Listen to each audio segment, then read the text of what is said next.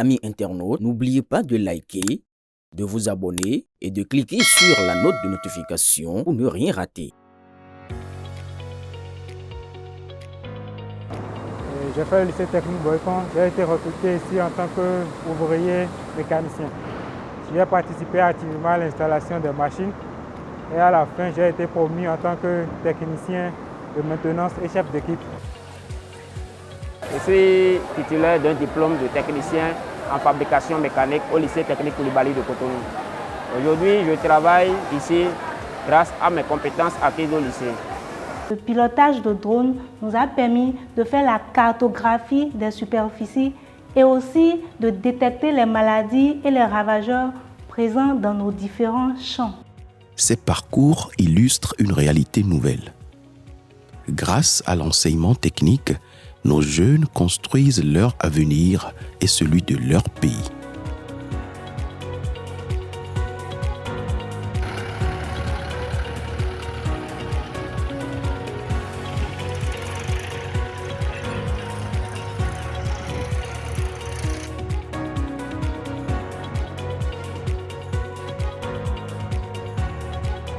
En 2016, le secteur était dans un état préoccupant. Une faible visibilité, une marginalisation des politiques éducatives, des programmes inadaptés et des infrastructures vétustes. Donc, le FTP, l'enseignement et la formation technique et professionnelle, était perçu quasiment comme une voie de repli pour les élèves qui étaient en difficulté. Et le dispositif était fragmenté et inégalement réparti sur le territoire, privant ainsi de nombreux jeunes, surtout dans les zones rurales, d'une formation de qualité. Le diagnostic 2017-2018 a mis en évidence une gouvernance défaillante et sans réelle vision stratégique. Des curricula obsolètes, peu connectés aux besoins du marché, une insertion professionnelle quasi inexistante pour les diplômés. Donc ces constats ont justifié la nécessité de mettre en œuvre des réformes profondes. Le gouvernement a souhaité qu'on lance des études de faisabilité dans les 5 secteurs économiques prioritaires que sont l'agriculture, le numérique, le tourisme, hôtellerie et restauration, le cadre de vie, infrastructure et transport, l'artisanat et l'énergie. Donc ces études de faisabilité étaient lancées et avaient pour objectif d'identifier le besoin d'emploi à l'horizon 2030, par conséquent les besoins de formation. C'est ça qui nous a permis de travailler pour savoir quel type d'établissement nous allons mettre en place et combien d'établissements nous allons mettre en place pour effectivement inverser la tendance pour que notre économie puisse disposer des ressources humaines de qualité.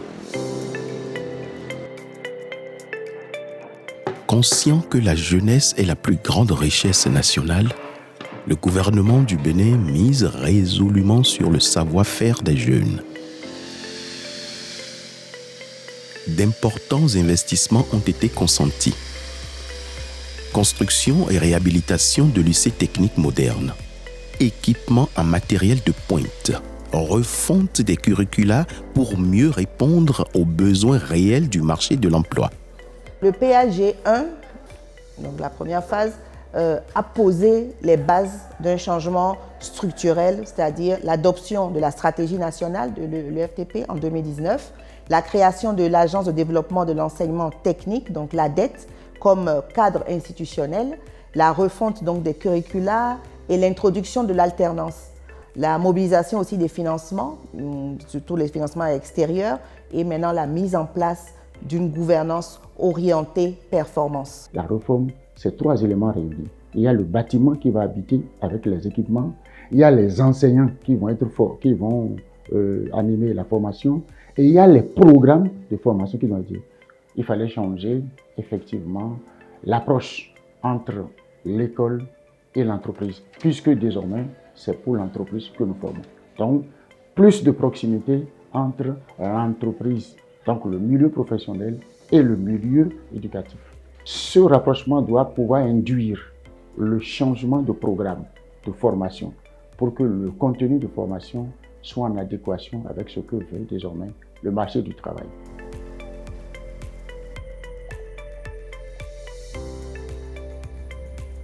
La deuxième phase, le PAG2, les résultats sont plus tangibles et ils sont de plusieurs ordres. D'abord, au niveau des infrastructures, nous avons la construction du lycée technique professionnel de Bopa et la création de l'école des métiers du numérique.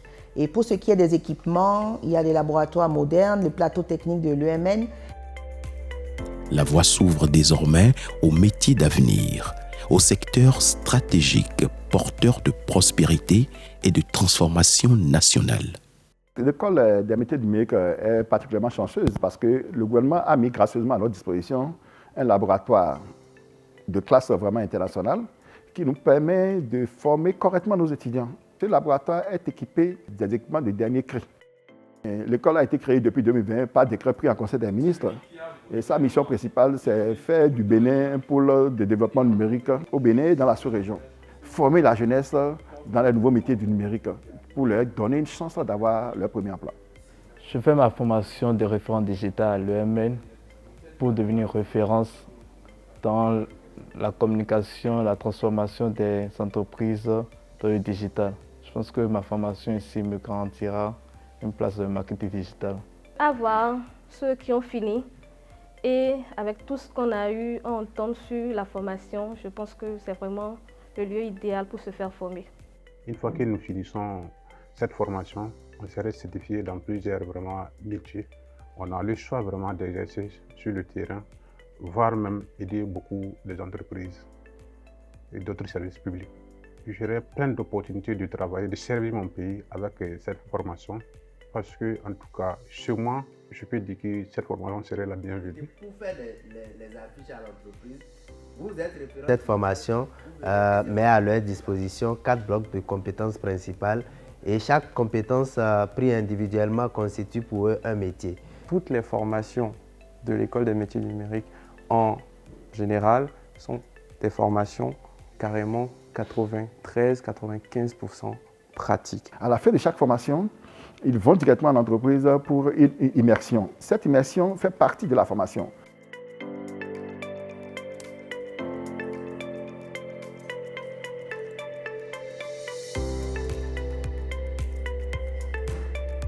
Ce qui a bougé, c'est que nous avons fondamentalement organisé en 2024 ce qu'on peut appeler le symposium du secteur privé sur les rôles et responsabilités que le gouvernement entend leur assigner dans la conduite de sa réforme.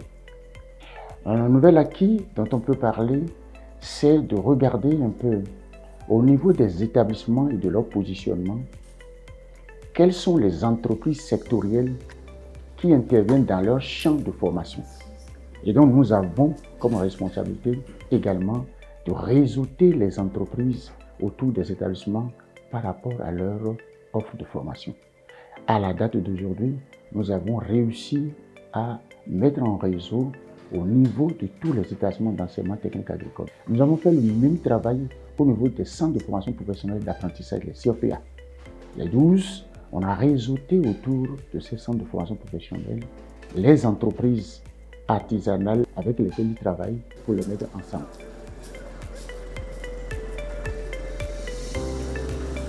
Les enseignants sont au cœur de cette révolution silencieuse mais profonde. Sur le plan des ressources humaines, je peux évoquer le recrutement de 662 aspirants enseignants, la formation de 70 inspecteurs et de 273 conseillers pédagogiques, le renforcement de capacités de 150 gestionnaires d'établissements. Le gouvernement a donné les orientations afin que 60 élèves professeurs certifiés soient recrutés et 24 ont été mis en formation en France. Et ces 24-là sont arrivés depuis le mois de juillet dernier et sont actuellement sur le territoire national. En France, nous avons reçu la compétence d'être formateur des formateurs. Je peux intervenir en maintenance des véhicules de transport routier. Je peux intervenir en maintenant des engins de travaux publics. Pour les 670 qui ont été recrutés en 2022 dans le domaine de l'agriculture, ils ont été formés à l'Université nationale d'agriculture de Kétou, avec l'appui de l'expertise de l'Université de KwaZulu-Natal. L'objectif est clair. Offrir aux jeunes béninois des formations pratiques adaptées aux exigences de l'économie contemporaine et capables de stimuler l'innovation sur toute l'étendue du territoire. Nous avons acquis des pratiques que nous n'aurions jamais espérées et que nous comptons vraiment mettre à contribution des jeunes apprenants des lycées techniques agricoles. Nous avons au total 12 métiers. Chacun de nous est spécialisé de façon pointue dans telle activité. Ce n'est plus pas comme le passé. Aujourd'hui, quand chacun de nous sommes aguerris, habilités à développer des compétences réelles, visibles sur le terrain dans ce métier-là. La phase technique nous a permis d'avoir des compétences en agriculture de précision. Et c'est des compétences bien pointues. Nous avions eu à installer un plateau technique qui nous a permis de maîtriser les différentes étapes de l'installation de chaque culture. Les jeunes sortiront avec un profil de réels professionnels des métiers et non des diplômés sur papier. Grâce au PAG, l'ANSET a eu son site. En 3 ans, l'effectif est passé de 672 à un peu plus de 1600. Et tous les enseignants qui sont dans nos lycées techniques sont formés ici. Un étudiant qui sort de l'ANSET a une triple casquette. Il est d'abord formé de préférence pour aller enseigner dans nos lycées techniques, mais il n'enseigne que ce qu'il a appris. Il n'enseigne que ce qu'il est dans le domaine technique. Deuxièmement, les produits de l'ANSET peuvent se retrouver dans les entreprises publiques comme privées. Et troisièmement, ils peuvent s'auto-employer parce qu'ils ont une formation au métier.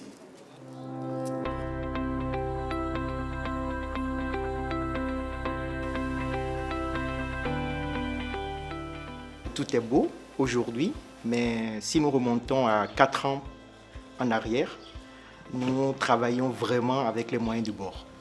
Nous n'avions ni labo, ni atelier, ni salle informatique. Qui parle de GED dit l'utilisation d'un certain nombre de matériels, notamment le matériel devant servir à la numérisation. Vous avez ici 2 scanners. L'objectif, c'est que vous soyez en mesure de manipuler n'importe quel matériel. Désormais, dans nos enseignements, après les cours théoriques, nous allons en simulation d'abord. C'est justement ce que font nos apprenants juste derrière nous. Et après la simulation, nous allons dans les ateliers pratiques pour véritablement confirmer les résultats que nous avons déjà eus d'abord en TD, puis en simulation et finalement en travaux pratiques. Désormais, nous réussissons à faire de bout en bout toute la chaîne. Chers apprenants, nous sommes à la fin de ce premier TP et vous allez veiller à la sauvegarde correcte de vos fichiers de simulation pour qu'on puisse les récupérer après pour... Si on veut faire un technicien de pont et chaussée, quelles sont les compétences qui sont nécessaires à avoir? Comment on répartit ces compétences-là tous les 6 mois, par exemple, de manière à ce que quand il finit 6 mois, il puisse dire « moi, je suis en capacité de faire ça ». Après, il ajoute un autre, pour faire le diplôme.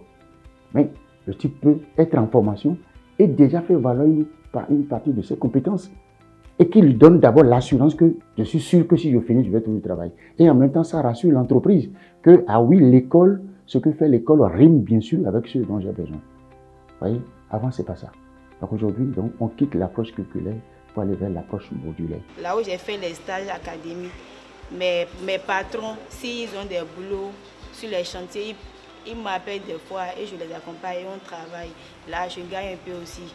Dans le pays maintenant, on peut dire que c'est l'enseignement technique qui domine. On n'a plus, le CEG n'est plus à la mode. Nous sommes des secrétaires de qualité en devenir.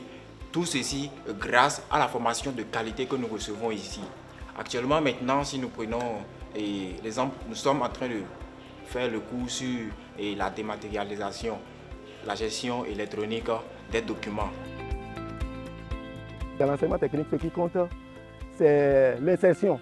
Ce n'est pas les résultats au bac, tout ça là. Les enfants doivent être suivis et en fin de compte, ils doivent trouver un métier. C'est quand ils ont trouvé un métier que nous avons accompli notre mission. Et dans cette évolution qui a commencé, il y a la spécialisation. Par exemple, dans le futur, ce qui est prévu pour le lycée technique et professionnel de Kandi, c'est les métiers des secteurs des bâtiments et travaux publics et la maintenance des véhicules automobiles. Le lycée agricole de Banikwara est l'un des lycées qui doivent être réhabilités. Ce qui va surtout changer, c'est que la formation serait beaucoup plus pointue. Ce n'est pas aujourd'hui où nous formons dans les spécialités, on ne parlera plus de spécialités, mais on parlera plutôt de métiers. Désormais, le lycée de Banikwara sera spécialisé dans la production des plantes à fibres et textiles, dans l'aviculture, c'est-à-dire l'élevage des volailles, dans la cuniculture, l'élevage des lapins, et dans l'élevage non conventionnel. Il y aura également la culture vivrière et légumineuse. Et à côté de cela, l'unité économique à vocation pédagogique sera un secteur où la production sera faite à grande échelle. Ce sera une innovation qui ne dit pas son nom. La réhabilitation du lycée agricole de Banikwara maintenant là, nous les producteurs, ça va nous avantager beaucoup. Parce que si tu es un cultivateur, tu peux prendre ton enfant pour amener à lycée agricole, de lui former. Et lui-même, s'il vient à la maison, il va te prendre à cultiver pour que ton rendement soit élevé, quoi.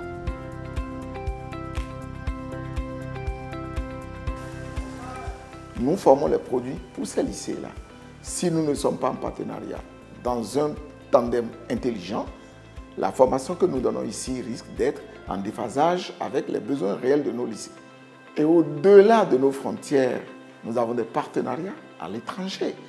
Nous avons un partenariat avec une structure canadienne qui s'appelle Catalyst et un expert canadien, par le biais de ce partenariat, vient pour nous donner des appuis techniques ici, aussi bien pour renforcer les capacités du personnel enseignant qui interviennent ici, mais également nous renforcer au niveau d'un certain nombre de plateaux techniques en hôtellerie-restauration. Et il aura également à travailler avec nos étudiants pour des pratiques. Nous sommes en train de développer un partenariat avec la Chambre des métiers du Pays de la Loire en France pour envoyer certains de nos étudiants là-bas en immersion. Ce que nous avons pu faire aussi, nous avons essayé de mettre en place ce qu'on appelle les commissions techniques sectorielles. C'est-à-dire pour chaque secteur d'activité, on a identifié qui sont les acteurs clés économiques qui doivent peser dans la prise de décision en matière de l'orientation de formation pour que ce qui va se donner dans nos établissements corresponde le mieux possible aux besoins du secteur économique. Le Cadre national de concertation pour la promotion de l'ETRP a essayé de mettre en place à l'échelle des territoires, c'est-à-dire les départements, ce qu'on appelle les comités locaux d'appui à la promotion de l'ETRP. Et ces comités locaux ont pour responsabilité d'analyser à l'échelle du territoire quels sont les besoins en formation pour pouvoir les remonter au niveau national. Aujourd'hui, des milliers de jeunes filles et garçons bénéficient de ces opportunités nouvelles. Ils acquièrent des compétences concrètes, trouvent plus facilement des stages, s'insèrent sur le marché du travail. Beaucoup deviennent entrepreneurs, contribuant à bâtir un Bénin moderne et compétitif. Les résultats sont encourageants. Par exemple, 100% des 151 diplômés de l'UMN ont trouvé un emploi. C'est un exemple concret. La G10 est devenue en quelque sorte aussi un débouché, ou en tout cas en train de devenir un débouché majeur pour les jeunes techniciens dans des métiers tels que l'électricité industrielle, la mécanique, l'agroalimentaire ou encore les BTP.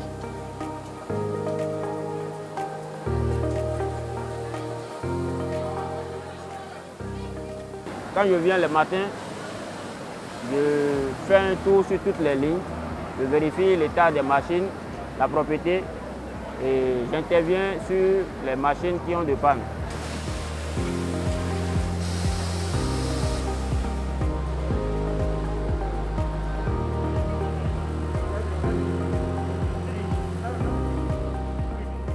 Je suis électrotechnicien. Je travaille à la GTZ, précisément à Bénin Textile, en tant que technicien de maintenance. Et sans mentir, je suis très fier de ce que je fais parce que je ne m'attendais pas à ça.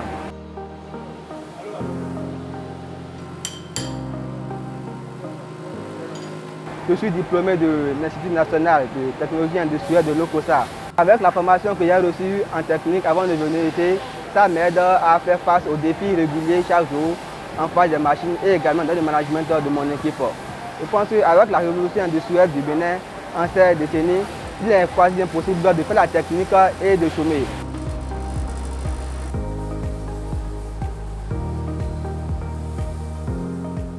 Le lien entre formation et emploi est renforcé. Les entreprises deviennent partenaires des écoles, offrant stages et opportunités professionnelles. C'est toute l'économie nationale qui bénéficie de cette dynamique nouvelle. Des entreprises trouvent désormais une main-d'œuvre qualifiée, des start-up voient le jour et l'innovation locale se développe. Ce sont des domaines dont notre pays a besoin pour se construire. Donc, c'est des domaines où il ne manquera pas d'emplois. Donc, on réglera en même temps la question du chômage et on valorisera le capital humain par cette stratégie.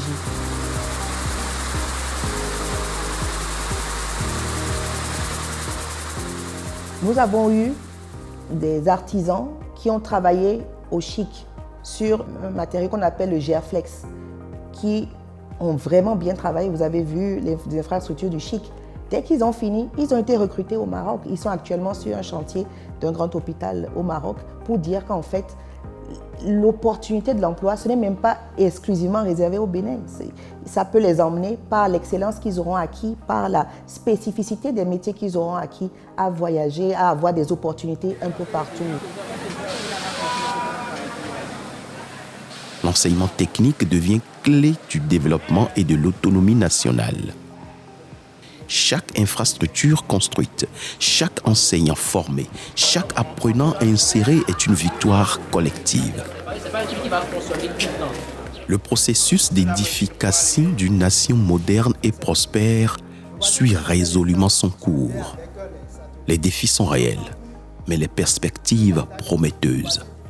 Pour ce qui concerne les chantiers qui restent, je peux évoquer en priorité l'achèvement de la couverture nationale avec les lycées techniques dans toutes les régions, la finalisation des grandes infrastructures en cours, le renforcement de la formation des formateurs et l'approche numérique, la mise en place du système national de certification professionnelle reconnu dans la sous-région et la consolidation du lien formation-emploi et promouvoir l'auto-emploi des jeunes. Actuellement, avec l'accord du gouvernement, nous sommes dans la dynamique de recruter à peu près 320 à envoyer à l'extérieur pour leur formation.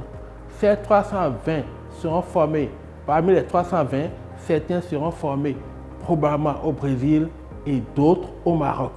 Nous sommes en train de travailler aussi avec l'Office de la formation professionnelle de la promotion du travail afin que 20 de nos enseignants qui sont en situation de classe soient envoyés en renforcement de capacité au Maroc. Lorsque la décision avait été prise en 2020-2021 de construire de nouveaux établissements, de changer tout ce paradigme-là, il y a eu que la nécessité de bien faire a ralenti un peu le calendrier, de manière à ce que, on n'ait pas pu arriver à construire encore.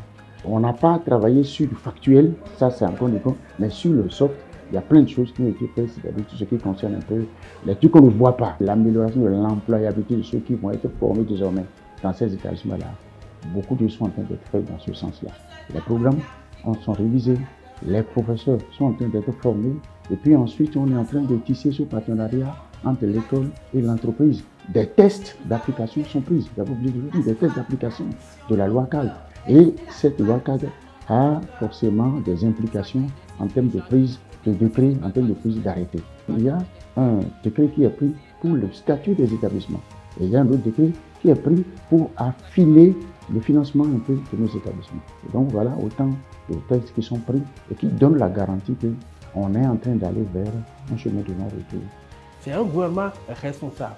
Les financements étant mobilisés, les partenaires étant disposés à nous accompagner, et le budget national aussi a beaucoup contribué à ces éléments parce que je voudrais préciser que tout ce qui est étude a été financé par le budget national, c'est qu'il n'y aura pas d'éléphant blanc.